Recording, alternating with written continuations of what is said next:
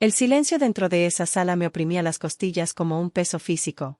Cada sonido se amplificaba, el antiguo reloj marcando los segundos en la pared, la respiración pausada de mi madre 3 filas detrás de mí, la suela de cuero del zapato caro de mi padre arrastrándose sobre el mármol mientras se acomodaba. Su postura irradiaba comodidad. Ya habían ganado en sus mentes. Su abogado se reclinaba en su silla con la presunción de quien ve una obra de teatro cuyo final se ha memorizado. Un bolígrafo dorado bailaba entre sus dedos, golpeando rítmicamente contra el cuero caro. Su expresión sugería que todo el procedimiento era mera formalidad. El juez se levantó las gafas de leer. Recogió la documentación que tenía delante. Su voz resonó por toda la sala al empezar a enumerar mis finanzas en voz alta. El bolígrafo dejó de bailar. La sonrisa del abogado se transformó en algo rígido, antinatural. Entonces llegó la última página. El abogado se puso de pie de un salto con tanta violencia que su silla chirrió hacia atrás, rebotando en las paredes de la sala. Cada gota de sangre pareció evacuarle el rostro. Ese preciso instante lo reveló todo. Por fin comprendieron quién estaba sentado frente a ellos. El hogar de mi infancia funcionaba con una sola moneda, la obediencia compraba afecto. La violencia nunca entró en la ecuación. Los gritos seguían siendo innecesarios. El control se manifestaba mediante mecanismos más sutiles. Una ceja levantada lo decía todo. Los suspiros de decepción calaban más hondo que cualquier voz alzada. Las charlas maratónicas sobre la realidad y la responsabilidad se convirtieron en rutina. Equiparaban su autoridad con la verdad universal, exigiendo sumisión total como pago por su guía. Mi hermano sobresalía dentro de su marco. Les transmitía cada opinión. El permiso precedía a sus más pequeñas acciones. La proximidad física con ellos se convirtió en su estado natural. Sus recompensas eran inagotables, elogios, ayuda económica, la constante confirmación de que era importante. Mi sistema funcionaba de otra manera. Las preguntas surgían de mí con naturalidad. Las explicaciones importaban más que las órdenes. Detectaba contradicciones que otros ignoraban. El día que rechacé el, porque yo lo digo, como razonamiento suficiente, me transformé en su adversario. Las etiquetas se multiplicaron. La terquedad se volvió difícil, se volvió temeraria. Esas palabras se me pegaron como sombras. Mi trabajo extraescolar se ganó sus burlas, esfuerzo inútil, según decían. Ahorrar dinero demostraba, al parecer, que no entendía nada de finanzas. Mencionar mis planes de independizarme provocaba risas abiertas. La realidad te derrumbará, anunciaba mi padre, sacudiendo la cabeza con seguridad. Tenía razón, aunque no de la forma en que lo anticipaba. A los 19 años, me fui con 2 maletas y un presupuesto garabateado en papel de cuaderno roto. La ira no motivó mi salida. La supervivencia sí. Quedarme en esa casa significaba borrarme poco a poco. Mi independencia representaba una amenaza para todo lo que habían construido, y cada día bajo su techo reforzaba esa verdad. Aquellos primeros años me pusieron a prueba sin descanso. 2 trabajos me mantuvieron mientras continuaban las clases. Mi apartamento era minúsculo, con paredes tan delgadas que se oía la respiración de los vecinos, muebles rescatados de aceras y tiendas de segunda mano. Cada centavo recibía un escrutinio y un propósito. Los lujos desaparecieron de mi vocabulario sin generar amargura. La necesidad me enseñó disciplina con mucha más eficacia que el privilegio. Pero la lección más valiosa fue la invisibilidad. Mis planes permanecieron ocultos. Mis decisiones no requerían explicación externa. Buscar la aprobación de los demás se convirtió en un hábito abandonado. La privacidad se transformó en una armadura protectora. Mis padres construyeron una narrativa donde me ahogaba. Su profecía insistía en que un fracaso eventual me llevaría a casa, desesperado por ser rescatado. Las reuniones familiares me presentaban como una advertencia, susurrada con miradas cómplices. Les permití mantener esa ficción. Ignoraban la cuenta de ahorros financiada por mi primer sueldo sustancial. Los proyectos freelance que consumían mis horas de medianoche permanecieron en secreto. Los meses que pasé estudiando las tendencias del mercado y las estrategias de inversión antes de invertir un solo dólar, ellos no sabían nada. Su conocimiento no era necesario. Su subestimación era una ventaja estratégica. Mi abuela vio a través de cada muro que había construido.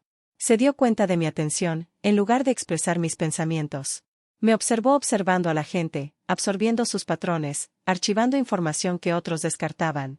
Los familiares que se quedan callados, me dijo una vez, generalmente son los que realmente prestan atención. Su enfermedad me atraía constantemente a su lado. Pasábamos largas tardes solos. Sus citas médicas se convirtieron en mi responsabilidad. Cuando hablaba de lo que la asustaba, la escuchaba sin interrumpirla. Una tarde en particular, con la voz apenas audible, Pronunció unas palabras que cambiaron mi trayectoria por completo.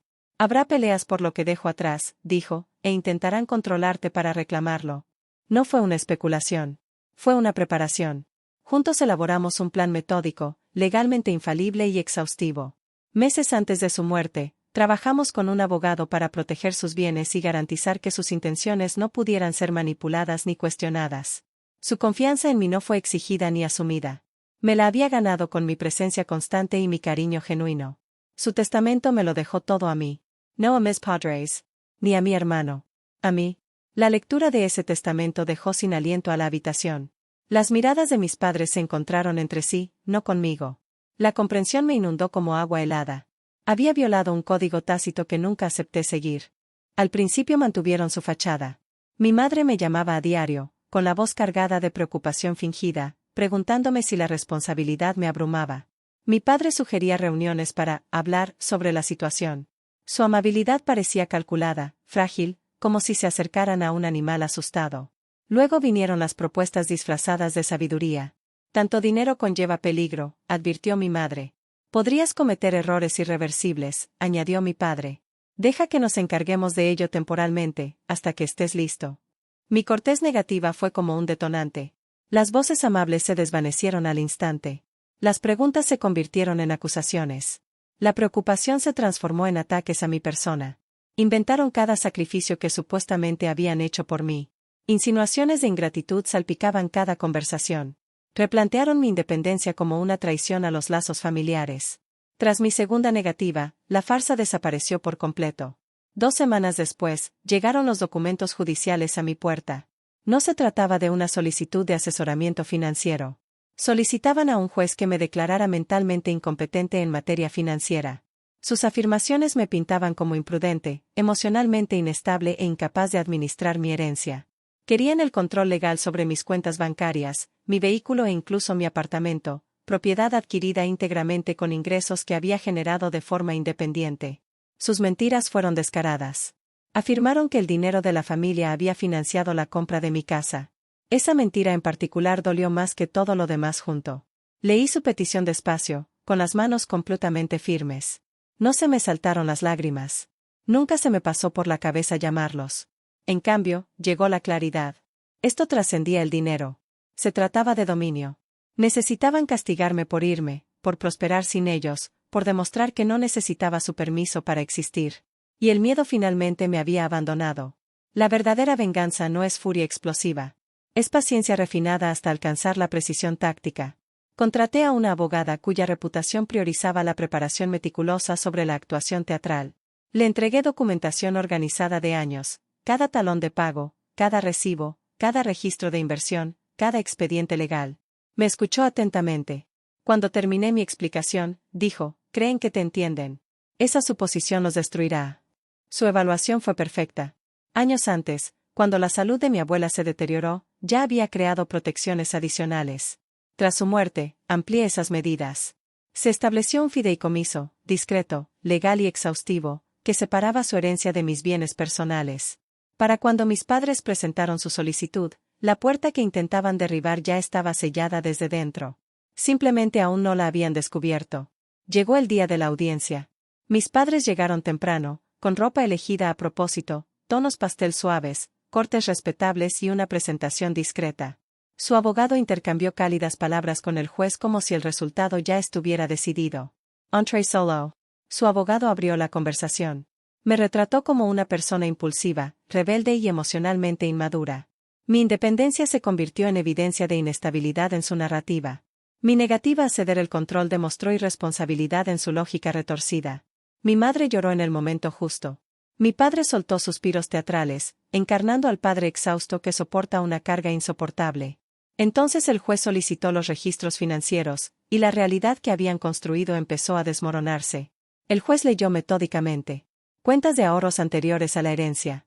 Historial crediticio impeccable. Vehículo completamente pagado, matrícula solo a mi nombre. Entonces dejó de leer. Esta residencia, dijo, revisando cuidadosamente el documento, no es un contrato de alquiler. La sala contuvo la respiración. Esto es propiedad de alguien. A mi madre se le pusieron los nudillos blancos alrededor del bolso. El juez continuó con la documentación. carteras de inversión, participaciones en empresas, inversiones a largo plazo.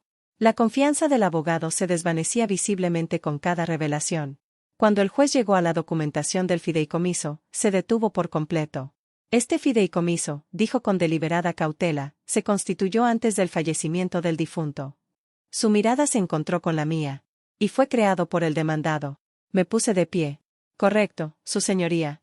Para proteger los deseos explícitos de mi abuela. Le expliqué todo, el proceso de planificación, las protecciones legales, la previsión que nunca creyeron que tuviera. Entonces mi abogado presentó la prueba final, una grabación. Las voces de mis padres llenaron la sala, voces desprovistas de su actuación en el tribunal, discutiendo fríamente sobre vaciar mis cuentas, liquidar mi coche, enseñándome una lección de humildad a través de la destrucción. El juez escuchó cada palabra sin expresión alguna. Al terminar el audio, cerró el expediente. Esta petición es denegada, declaró con firmeza. Desestimada con perjuicio. El pasillo fuera de la sala del tribunal se convirtió en nuestro último punto de encuentro.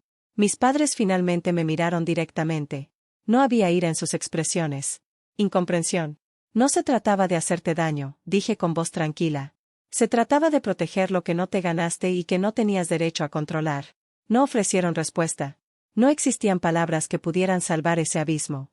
Esa noche, sentado en mi apartamento, el que habían intentado robar mediante manipulación legal, sentí un cambio fundamental en mi interior. Liberación. La venganza no había requerido destrucción. Fue una supervivencia ejecutada con tanta perfección que quienes dudaron de mí se enfrentaron a la evidencia innegable de su error de cálculo. Y por primera vez en mi vida, no era el niño irresponsable que se habían inventado. Estaba completamente fuera de su alcance.